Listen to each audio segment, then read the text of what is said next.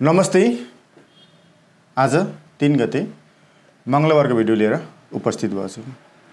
सधैँ जस्तो हामीले आज पनि एउटा टपिक लिन्छौँ, त्यसपछि न्युज हेर्छौँ अनि त्यसपछि हामी के गर्छौँ भन्दाखेरि नेप्से डिस्कसन गर्छौँ।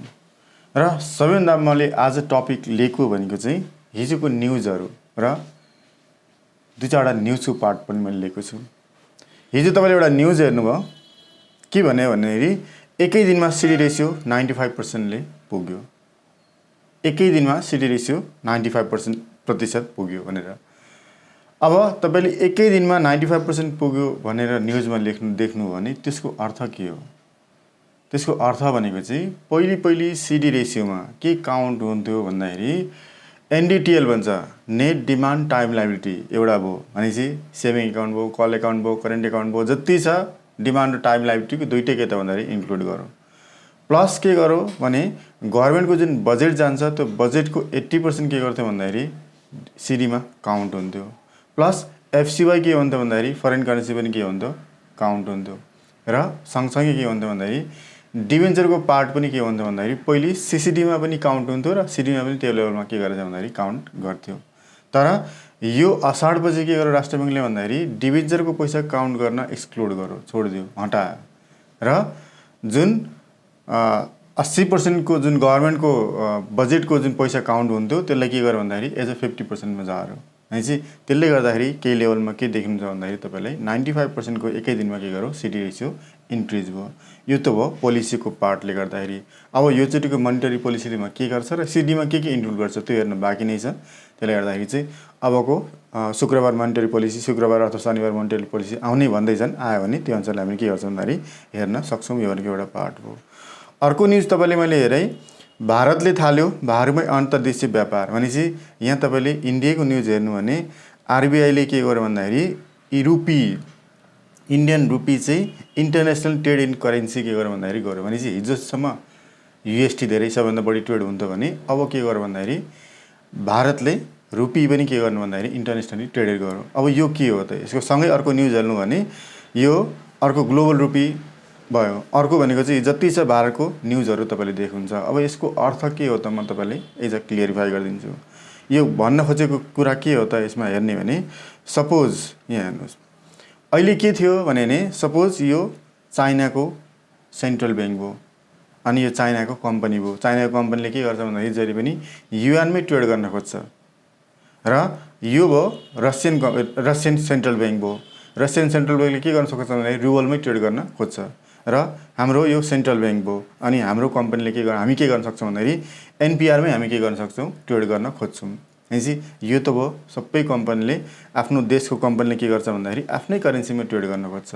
तर यदि नेपालले यदि इम्पोर्ट गर्नु पर्यो रसियासँग, यदि इम्पोर्ट गर्नु पर्यो चाइनासँग भने, यदि इम्पोर्ट गर्नु पर्यो अरू कन्ट्रीसँग भने हामी नेपाली कसलाई दिन्छ भन्दाखेरि सेन्ट्रल ब्याङ्कलाई। अनि सेन्ट्रल ब्याङ्कले के गर्छ भन्दाखेरि त्यसको एगेन्स्टमा युएसटी, किन भन्दाखेरि बाहिर युएसटी चल्दैन, बाहिर एनपिआर चल्दैन। त्यसले गर्दाखेरि सेन्ट्रल ब्याङ्कले के गर्छ भन्दाखेरि युएसटी अरू सेन्ट्रल ब्याङ्कलाई दिन्छ र यो सेन्ट्रल ब्याङ्कले फेरि अरू कम्पनीले के दिन्छ भन्दाखेरि रुबल दिन्छ। अनि चाहिँ यदि हामी सामान मगाउँछौँ, यदि हामीले इम्पोर्ट गर्नु पर्यो, सपोज हामीले इम्पोर्ट गर्नु पर्यो, हामीले यदि इम्पोर्ट गऱ्यो भने हामीले इम्पोर्ट गर्नु राष्ट्र ब्याङ्कले हामीले के दिन्छ डलर दिन्छ। हामीले एनपिआर बुझाउनुपर्छ, राष्ट्र ब्याङ्कले हामीलाई डलर दिन्छ। र त्यो डलर के गर्छ भन्दाखेरि स्विफ्ट थ्रो के गर्छ अर्को ब्याङ्कमा ट्रान्सफर हुन्छ। जस्तै कि तपाईँले चाइनामा सामान मगाउनु पर्यो भने सेन्ट्रल ब्याङ्कमा के हुन्छ भन्दाखेरि युएसटी स्विफ्ट थ्रो जान्छ। अब यो स्विफ्ट थ्रो गइसकेपछि फेरि चाइनाको सेन्ट्रल ब्याङ्कले के गर्छ त्यो कम्पनीलाई यो युएसटीसँग के गर्छ यसले कन्भर्ट गरेर युएन दिन्छ चाइनाको कम्पनीलाई। भनेपछि यहाँ यदि हाम्रो कम्पनीले इम्पोर्ट गर्यो भने हाम्रो फरेक्स रिजर्भ के भयो घट्यो। यदि हाम्रो कम्पनीले एक्सपोर्ट गर्यो भने हाम्रो फरेक्स रिजर्भ के हुन्छ बढ्छ। भनेपछि अहिलेसम्म तपाईँले हेर्ने भने फरेक्स रिजर्भ हामीसँग चाहिँ श्रीलङ्का किन टाँट पल्थ्यो भनेपछि योसँग युएसटी के थियो भन्दाखेरि थिएन, बाहिरसँग सामान ल्याउन सक्ने क्यापासिटी उसँग थिएन, फरेक्स रिजर्भ के थियो भन्दाखेरि घटेको थियो। भनेपछि हामीले अहिलेसम्म हेरेको भनेको चाहिँ के देखियो भन्दाखेरि युएसटी भनेको चाहिँ वर्ल्डको सबभन्दा बढी ट्रेडिङ इन्टरनेसनल ट्रेडेड भनेको चाहिँ युएसटी। अहिलेसम्म चाहिँ युएसटीमा के हुन्थ्यो भन्दाखेरि स्विफ्टबाट के हुन्छ ट्रेडेड हुन्थ्यो। र तपाईँले सुन्नुभयो होला जस्तै कि रसियाले के गर्यो भन्दाखेरि जब वार युक्रेनसँग डिक्लेयर गर्यो त्यतिखेर के गर्यो भन्दाखेरि युएसले सेन्सन गर्यो। के सेन्सन गर्यो भन्दाखेरि स्विफ्ट सेन्सन गर्यो। भनेपछि रसियाले कुनै पनि सामान के गर्न पाएन भन्दाखेरि कुनै पनि बाहिर मनी के गर्न पाएन भन्दाखेरि ट्रान्सफर गर्न पाएन किनभने स्विफ्ट भनेको वर्ल्डको सबैभन्दा लार्जेस्ट के त भन्दाखेरि ट्रान्सफर मेकानिजम हो करेन्सीको ट्रान्सफर सिस्टम हो। अब रसियाले के भयो रसियाले के गर्न पाएन भन्दाखेरि कुनै पनि सामान किनभने पैसै नचल्ने भएपछि पैसै बाहिर नजाने भएपछि इम्पोर्ट एक्सपोर्ट के भयो त भन्दाखेरि ट्याप्पै बन्द भयो। त्यसै गरी रसियाको रिजन के थियो पैसा थियो तर स्विफ्ट बन्द गरेर उसले के गर्न सकेन भन्दाखेरि इम्पोर्ट एक्सपोर्ट गर्न सक्दैन थियो त्यही भएर इन्फ्लेसन बढ्यो। श्रीलङ्काको रिजन के थियो भने श्रीलङ्काकोमा रिजर्भ थिएन युएसटी नै थिएन उसँग युएसटी रिजर्भ नभएकोले कारणले गर्दा के भयो त भन्दाखेरि उसले सामान किन्न पाएन भनेपछि रसियाको रिजन चाहिँ युएसको ब्यान्डले गर्दाखेरि हो। श्रीलङ्का रिजन भनेको चाहिँ उसको इकोनोमीमा उसको रिजर्भ नभएर के त भन्दाखेरि यो बढेको। अब इन्डियाले गरेको काम के त भने अब इन्डियाले के गर्यो भन्दाखेरि अघिको जुन न्युज हेर्नु हो तपाईँले इन्डिया अब इन्टरनेसनली ट्रेडेड भयो रुपी भनेपछि बाहिर पनि ट्रेड गर्नुपर्छ भनेपछि अब युएसटीमै चाहिँ उसले के गर्न पाएन भन्दा गर्नु डिपेन्डेन्ट भएन। अब हरेक कन्ट्रीमा के गर्न सक्यो भन्दाखेरि अब इन्डियाले रुपीमा युएससँग ट्रान्जेक्सन गर्न सक्यो इन्डियाले के गर्न सक्यो भन्दाखेरि रुपीमा चाइनासँग ट्रान्जेक्सन गर्नु पऱ्यो युएसटी उसलाई चाहिएन। यसको रिजन के त भने यसमा इम्प्याक्ट कहाँ जान्छ भने जस्तै यदि रुपीबाटै ट्रेडिङ हुने भयो भने यदि रुपीबाटै ट्रेडिङ हुने हो भने युएसटी चाहिएन युएसटी चाहिएन भने के भन्छ भन्दाखेरि यसलाई फरेक्स रिजर्भ युएसटी नभए पनि के हुँदैन फरक हुँदैन। तपाईँले इन्डिया केसेस हेर्ने भने जसरी हाम्रो कन्ट्रीमा फरेक्स रिजर्भ घटिरहेको थियो त्यसरी इन्डिया पनि के गरेछ भन्दाखेरि फरेक्स रिजर्भ घटिरहेको थियो र जहिले पनि के हुन्छ भन्दाखेरि करेन्सी डिक्रिज जस्तै कि इन्डियाको जस्तै हाम्रो भ्यालु हिजो अस्ति 120 थियो त्यसपछि 122 भयो त्यसपछि 123 भयो अहिले के त भन्दाखेरि 120 25 26 समथिङ के त भन्दाखेरि चलिरहेछ भनेपछि यदि करेन्सी के त भन्दाखेरि एक्सपेन्स जहिले पनि के हुन्छ भन्दाखेरि यदि इन्फ्लेसन बढ्दै गयो भने इन्ट्रेस्ट रेट पनि बढ्छ इन्ट्रेस्ट रेट बढ्यो भने यदि इन्फ्लेसन बढ्यो इन्ट्रेस्ट रेट बढ्यो भने धेरै के हुन्छ भन्दाखेरि हाम्रो मनी भ्यालु अफ मनी के हुन्छ डाउन हुन्छ भ्यालु अफ मनी डाउन हुने बित्तिकै इन्क्रिज कहाँ जान्छ भन्दाखेरि या त युएसटीको डिमान्ड बढ्छ या त के हुन्छ गोल्डको डिमान्ड बढ्छ। यदि युएसटीको डिमान्ड बढ्ने बित्तिकै युएसटीको के हुन्छ रेट के हुन्छ इन्क्रिज हुन्छ युएसटी स्ट्रङ हुन्छ र हाम्रो नेपाली रुपिज के हुन्छ भन्दाखेरि एकदमै विक हुन्छ र सबै कन्ट्रीमा त्यही भएको। इन्डियाले पनि दुईवटा पार्ट भयो एउटा त फरेक्स रिजर्भ एकदमै घट्यो अर्को के भयो त भने इन्डियन करेन्सी के भयो एकदमै विक भइरहेछ अनि चाहिँ दुईवटा पार्टलाई उसले मिनिमाइज गर्न के गर्यो भन्दाखेरि अब म इन्डियन रुपिजलाईबाट पनि के गर्छु भन्दाखेरि ट्रेड गर्छु भन्ने भन्नु। अब रसियालाई त त्यसै पनि त्यही बाहिर करेन्सी ब्यान्ड नै थियो अनि चाहिँ अब इन्डियाले केही गरी ट्रेड गर्नु पर्यो रसियासँग भने उसले के गर्न सक्छ भन्दाखेरि इन्डियन करेन्सी ट्रेड गर्न सक्छ। तर यहाँ पो युएसटी थियो युएसटीले एक्सेप्ट गर्थ्यो युएसटी एक्सेप्ट गरेपछि उसले कन्भर्ट गरेर रुबल दिन्थ्यो प्रब्लम थिएन। तर अब यदि यसले त आइएनआर लिएर आइएनआर रुबलसँग त कन्भर्ट उसँग रिजर्भ त हुँदैन रसियासँग त रिजर्भ हुँदैन भनेपछि अब सपोज के गर्छ भन्दाखेरि इन्डियाले तेल इम्पोर्ट गर्नु पर्यो भने कोसँग गर्न सक्छ भन्दाखेरि रसियासँग के गर्छ उसले तेल इम्पोर्ट गर्छ। अब तेल इम्पोर्ट गर्दाखेरि यसले के भन्नु भन्दाखेरि म इन्डियन करेन्सी अब एक्सेप्ट गर्छु वर्ल्ड ट्रेडेड इन्डियन करेन्सी भनेको चाहिँ रुपी वर्ल्डमै ट्रेडेड हुनसक्छ भनेर आरबिआईले के गर्यो भन्दाखेरि डिक्लेयर गर्यो। अब डिक्लेयर गरिसकेपछि त यसले तेल किन्यो भने यसले इन्डियन रुपिज त के गर्दैन भन्दाखेरि चाहिँ यताबाट तेल ल्याउने उताबाट चाहिँ पैसा लिएर इन्डियन रुपिज लाने त हुँदैन। अब यसको इक्वेसन के हुन्छ भने तपाईँले उसले के भन्यो भने इन्डियाले र रसियाले के गर्नु पर्यो भन्दाखेरि रसियाले इन्डियामा भोस्ट्रो एकाउन्ट खोल्नु पर्यो र इन्डियाले के गर्नु पर्यो भन्दाखेरि यहाँ रसियामा गएर नोस्ट्रो एकाउन्ट खोल्नु पर्यो। यो नोस्ट्रो एकाउन्ट र भोस्ट्रो एकाउन्टको बारेमा तपाईँले बुझ्नुपर्ने हुन्छ। सपोज इन्डियाले तेल ल्यायो भने यसले के भन्नु भन्दाखेरि म इन्डियन रुपिज नै दिन्छु म युएसटीमा के गर्दिनँ भन्दाखेरि ट्रेड गर्दिनँ भनेर कसलाई भन्नु भन्दाखेरि रसियालाई भन्नु।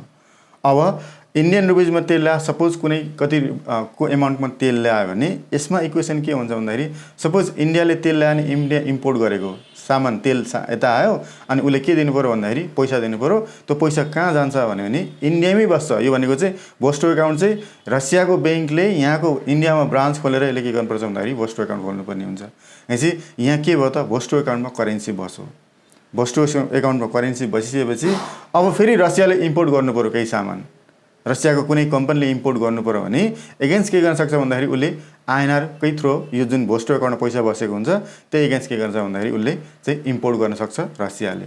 यसरी के गर्यो भन्दाखेरि अहिले ट्रेड गर्न सक्छ। यो ट्रेड गर्यो भने के हो त भन्दाखेरि तपाईँले आइएनआर करेन्सी के हुन्छ एकदमै अहिले जुन विक भइरहेछ त्यो स्ट्रङ हुन्छ। युएसटी करेन्सी के हुन्छ त्यसले विक बनाउँछ स्ट्रङ बनाउँदैन युएसटी विक बनाउँछ र अर्को पार्ट भन्ने हो भने जस्तै कि यही पार्टमा अब सपोज यो त भयो नोस्टो र बोस्टो अकाउन्ट, यो भनेको इक्वेसन भयो हैन। जस्तै कि रसियाले अहिले प्रब्लम के छ भने जस्तै कि चाइना र रसियाको त हिजो अस्ति पनि के भयो त भन्दाखेरि उनीहरूको ट्रेड गर्न थालिसकेको छ। तपाईँले पास्टमा तपाईँले हेर्नु भने सबैभन्दा ट्रेडेड भनेको या त करेन्सी रसियाले स्विफ्ट ब्यान गर्यो, युएसले ब्यान गर्यो। त्यसै गरी सबभन्दा धेरै इकोनोमी ब्यान गरेको भनेको चाहिँ इरान भयो, युएसले इरानलाई बन्द गर्यो। त्यसपछि अहिले बन्द गरेको भनेको चाहिँ रसियाले बन्द गरेको छ। र यसरी के हुन्छ भन्दाखेरि इन्डियन रुपिस ट्रेड भयो भने चाहिँ हाम्रो इकोनोमीमा के इम्प्याक्ट पर्छ त? जस्तै कि हामी के थियो भने हामी इन्डिया र नेपालमा हामी अहिले पनि के गर्छ भन्दाखेरि हामी आइएनआरमै ट्रान्जेक्सन गरिरहन्छौँ। यदि हामीले तेल किन्नु पर्यो, हामीले मेजर इम्पोर्ट भनेको चाहिँ हाम्रो मेन इम्पोर्ट भनेको चाहिँ हाम्रो तेल हो। हाम्रो मेन इम्पोर्ट भनेको हाम्रो गाडी हो, भेहिकल हो। त्यो दुइटै कहाँबाट हामी इम्पोर्ट गर्छौँ भन्दाखेरि इन्डियाबाट इम्पोर्ट गर्छौँ। र त्यो इन्डियाबाट इम्पोर्ट गर्दाखेरि हामी आइएनआरै के दिन्थ्यो भन्दाखेरि हामीले गर्थ्यौँ। तर इम्प्याक्ट चाहिँ जान्छ, फरेन रिजर्भ चाहिँ के हुन्छ तलमाथि हुन्छ, तर हाम्रो करेन्सी के चल्थ्यो भन्दाखेरि हाम्रो आइएनआर चल्छ। जस्तै इन्डियासँग भुटानले पनि के गर्छ भन्दाखेरि आइएनआरमा ट्रेड गर्छ, इन्डियासँग नेपालले पनि के गर्छ हाम्रो आइएनआरले हामी ट्रेड गर्छौँ। भनेपछि हामी त हिजो अस्ति पनि त्यस्तै थियौँ, अहिले पनि के छौँ त्यस्तै नै हुन्छौँ। हामीलाई त्यस्तो कुनै इम्प्याक्ट पर्दैन। अझ हामीलाई के राम्रो हुन्छ भन्दाखेरि हिजो अस्ति हामी चाइनासँग आइएनआरमा ट्रेड गर्न सक्दैनौँ भने सक्दैन थियो भने अब भोलि गएर चाहिँ के त भन्दाखेरि हामीले आइएनआरमा ट्रेड गर्न सक्छौँ। र बाहिरको कम्पनी के गर्छ भने उनीहरूले आइएनआर अब रिजर्भ राख्छन्। जसरी युएसटी रिजर्भ राख्नु पर्थ्यो त्यसरी नै के गर्छ भन्दाखेरि आइएनआर पनि बिस्तारै रिजर्भ इन्क्रिज हुँदै जान्छ। र जति धेरै आइएनआर इन्क्रिज हुँदै गयो हामी पनि के गर्न सक्छौँ भन्दाखेरि हामीले आइएनआरमा के गर्छौँ ट्रेड गर्न सक्छौँ। किन भन्दाखेरि हाम्रो इन्डिया र नेपालको रिलेसन धेरै के त भन्दाखेरि स्ट्रङ छ र धेरै हामी चाहिँ रिलेसनमा छौँ इन्डिया र नेपालको रिलेसनमा चाहिँ। त्यसै गरी यो डिसिजनले के हुन्छ भन्दाखेरि नेपालको इकोनोमीलाई पनि के गर्छ एकदमै सपोर्ट गर्छ। नेपालको चाहिँ जुन करेन्सी विक भइरहेछ त्यो पनि के हुन्छ सपोर्ट हुन्छ। र हामी के हुँदैन भन्दाखेरि हाम्रो करेन्सी के हुन्छ भन्दाखेरि स्ट्रङ हुँदै जान्छ, यति धेरै विक चाहिँ हुँदैन। बिस्तारै हामीलाई पनि के हुन्छ इम्प्याक्ट चाहिँ राम्रै पर्छ यो डिसिजनले गर्दाखेरि चाहिँ। अब सेकेन्ड टपिकमा मैले केमा आएँ भने तपाईँले चाहिँ यो नेप्सेको एनालाइसिस छ, हिजोको पार्टमा हामी हेर्छौँ। नेप्सेको पार्ट हेर्ने भने हिजो क्यान्डल एकदमै राम्रो मुभ लिएको छ, एकदमै राम्रो मुभले हामीले इन्डिसन क्यान्डल माथि राखेका छौँ। माथिको इन्डिसन क्यान्डलमै यो भने तपाईँले एउटा लेभलमा क्यान्डलबाटै तपाईँले बाई गर्ने भनेर मैले हिजो पनि भने।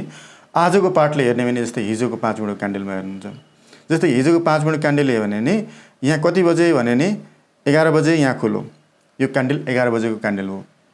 मार्केट तल आयो, कति बनायो भन्दाखेरि तलको बटम बनायो। र मार्केट के गर्यो भन्दाखेरि माथिको यो भनेको माथिको टप बनायो, तलको बटम बनायो। कति बजे भने 12:10 यसले बटम बनायो, अनि कति बजे भन्दाखेरि 12:45 यसले के गर्यो भन्दाखेरि टप बनायो। अब 12:45 टप बनायो, एकचोटि के गर्यो भन्दाखेरि यो करेक्सन आयो र फेरि के गर्यो भन्दाखेरि यो बढ्यो। जब 13:30 भनेपछि 1:30 तपाईँले के कन्फर्म गर्यो भन्दाखेरि यो हाई बनायो अथवा यो माथि बटम बनायो भने यतिखेर तपाईँले के भनेको भन्दाखेरि तपाईँले बाई गर्नुहोस् भनेर इन्ट्राडेमा भनेको त्यो चाहिँ 5 मिनट हो भने इन्ट्राडेमा तपाईँले यो पार्टले मुभ गरेको हिजोको क्यान्डल हेर्नु एकदमै राम्रो मुभ देखेछ भन्दाखेरि देखिरहेछ, राम्रो मुभमेन्ट छ। यो मुभले गर्दाखेरि के एजम्सन गर्न सकिन्छ भने कतै मोनिटरी पोलिसी राम्रो पो आउने हो कि भनेर हामीले के गर्न सक्छौँ भन्दाखेरि एजम्सन चाहिँ हामीले गर्न सक्छौँ। अब त्यसै गरी यही हेर्ने भने हामी जहिले पनि हिजो पनि देखाएको छु एरियाबाट यो डब्लु बनाइरहेछ, डब्लु बनाउँदै गएर यो ब्रेकआउट दियो भने चाहिँ यहाँ ब्रेकआउट दिनु भनेको एकदमै के हुन्छ बेस्ट बाई हुन्छ। तपाईँले धेरै तपाईँले वेट गर्नुहोस् तपाईँले यो पोइन्ट, र तपाईँले स्ट्रङली तपाईँले बाई गर्ने भनेको यो पोइन्टमा बाई गर्नुहुन्छ। यो पोइन्टमा बाई गर्दाखेरि तपाईँले लगभग 2300 र 2500को तपाईँको अर्को रेजिस्टेन्स छ, त्यहाँसम्म तपाईँले चाहिँ टार्गेट लिन सक्नुहुन्छ। यो भनेको अर्को पार्टको कुरा हो। त्यसै गरी मिडल ब्यान्डबाट हेर्ने भने एकदमै राम्रो के त भन्दाखेरि मुभ देखेको छ, मिडल ब्यान्डकै वरपर छ। अहिले पनि के त भन्दाखेरि टेक्निकल्ली एकदमै स्ट्रङ सिग्नल दिएको छ। डिएमआई प्लस डिआई माथि छ र माइनस डिआई तलै छ। एमएससीले पनि के दिएको छ भन्दाखेरि चाहिँ अहिले पनि बाई नै दिएको छ, माथिकै मुभ छ। इचएमआई क्लाउड पनि हेर्ने भने कन्जन लाइन भन्दा क्यान्डल माथि नै छ, त्यसरी बेस लाइन चाहिँ तलै छ र के अरे माथि नै छ भनेपछि अब यो फोर्थ सिग्नल पनि दिइसकेको छ भनेपछि इचएमआई क्लाउड पनि के त एकदमै राम्रै छ, इन्डिकेटरबाट राम्रै छ। एमएफआईबाट तपाईँले हेर्ने 64 र आरएसआईबाट तपाईँले हेर्ने भने 52 को पोइन्ट लिएको छ यसले। अब त्यसै गरी हेर्ने भने हिजोको पार्टबाट हेर्ने, हिजोको हामीले पार्टबाट हेर्ने भने यहाँ सेक्टर रोटेसनमा जानुहोस्। सेक्टर रोटेसनमा गइसकेपछि हामीले के गर्छौँ भन्दाखेरि हिजोको गेन कसले गर्यो भने सबैभन्दा बढी मुभ देखेको भनेको होटल सेक्टर हो। अब होटल सेक्टर हो भने होटल सेक्टरको तपाईँले हिजो गेन भयो भने हिजो इन्डिकेटरले पनि नेप्सेले पनि के गर्यो इन्ट्राडे तपाईँले बाई दियो, अनि इन्डेक्समा के दियो सब इन्डेक्समा तपाईँले दिएको भनेको चाहिँ होटलमा तपाईँले मुभ दियो। जस्तै होटलको इन्डिकेटरबाट तपाईँले हेर्नुहोस् ल, होटलको इन्डिकेटरबाट तपाईँले हेर्ने भने होटल इन्डेक्स होटल इन्डेक्सले तपाईँले हेर्ने भने होटल इन्डेक्सको हेर्नुहोस् यो क्यान्डल एकदमै के बनायो भन्दाखेरि एकदमै स्ट्रङ बनाएको छ, यो मुभ माथि लिएको छ। डिएमआई प्लस टी एकदमै माथि छ, माइनस टी एकदमै तल छ। होटलमा तपाईँले जस्तै कि सिजिएच हेर्नुहोस्, 3-4वटा होटल त छ जम्मा। सिजिएचले पनि के गर्यो भन्दाखेरि राम्रो मुभ लियो, डिएमआई माथि नै छ, सबै इन्डिकेटरले के दिएको छ, बाई दिएको छ। ओएचएल तपाईँले हेर्नुहोस्, ओएचएलमा तपाईँले हेर्ने भने इन्डिकेटर यो सुपर ट्रेन्डमा के अरे ब्यान्ड माथि नै छ, डिएमआई डिमान्ड माथि नै छ, भनेपछि यो पनि ठिक छ। टिआरएचको पनि मुभ के देख्यो भन्दा एकदमै राम्रो देखियो। अनि त्यसपछि एसएचएल सोल्टीको तपाईँले हेर्नु भने सोल्टीको मुभ पनि के देखेछ भन्दाखेरि राम्रो देखेछ भन्दाखेरि तपाईँले आजको सेक्टर भन्ने भने तपाईँले चाहिँ हिजोको मुभले गर्दाखेरि चाहिँ होटल वाच गर्नुहोस् भनेर भनेको। तर कतिखेर तपाईँले होटल बाई गर्ने भने होटलको तपाईँले 5 मिनटको क्यान्डल हेर्नुहोस्, 5 मिनटको क्यान्डलमा तपाईँले वाच गर्नुहोस् र होटलमा तपाईँले जबसम्म यो आजको भनेको चाहिँ यो पार्ट यो जुन ठुलो क्यान्डल बनायो भने आज यदि 2 पोइन्ट मात्रै होटल इन्डेक्स माथि बस्छ भने पनि तपाईँले स्ट्रङ बाई लिन्छ। फेरि 2 पोइन्ट मात्रै, धेरै त पर जाओस्, धेरै बढायो भने त झन् स्ट्रङ बाई नै भयो।